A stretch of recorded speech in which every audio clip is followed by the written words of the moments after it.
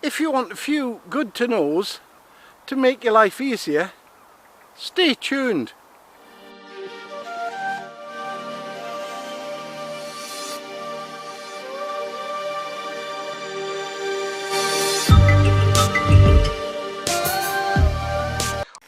If you're selecting water from a stream, don't stir up the silt. You're only going to have to get rid of it later on.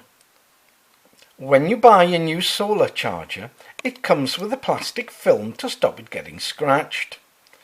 This reduces its efficiency.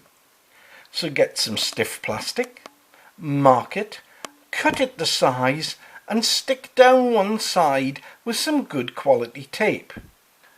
When you need to use the solar panel, move the protective film to one side. When you're finished, put it back before you put it in your rucksack. If you're too mean to buy a windbreak, flatten an aluminium pie dish. Square it off, bend it to shape, and you've got one for free.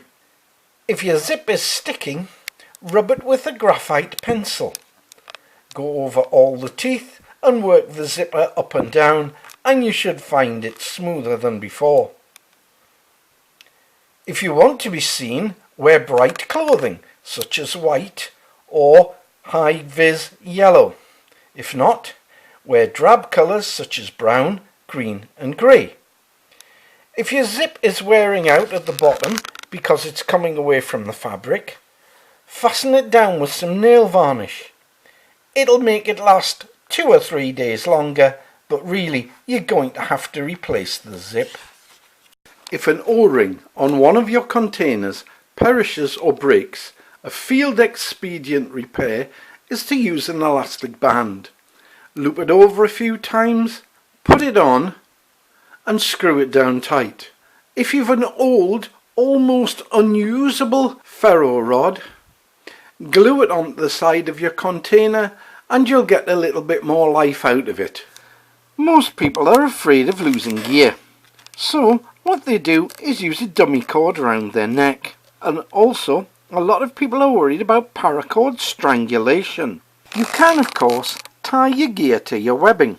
However, if you tie it to your shirt, jacket or trousers, it's even more secure, as you're more unlikely to lose these items than your webbing.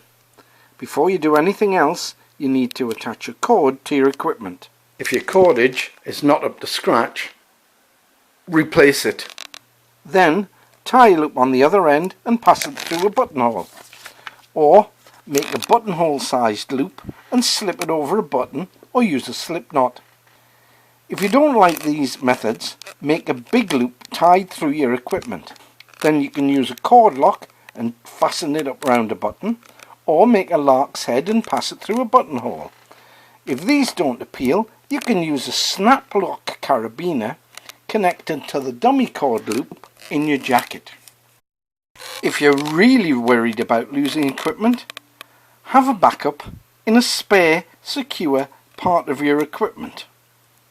A jacket pocket or the top pocket on your rucksack. Don't use your compass next to metal fences or below power lines. It won't read true.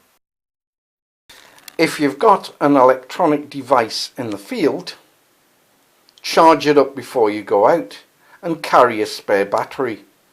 If you haven't got a spare battery, use a power bank. If you haven't got one of those, try a hand crank. Slow, but it'll get the job done eventually. Make sure you use the right cable.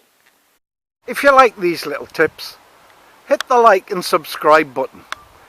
If you've got any other ideas, put them in the comments, but use them when you get out there when you're training, because you know it makes sense and it will serve you well.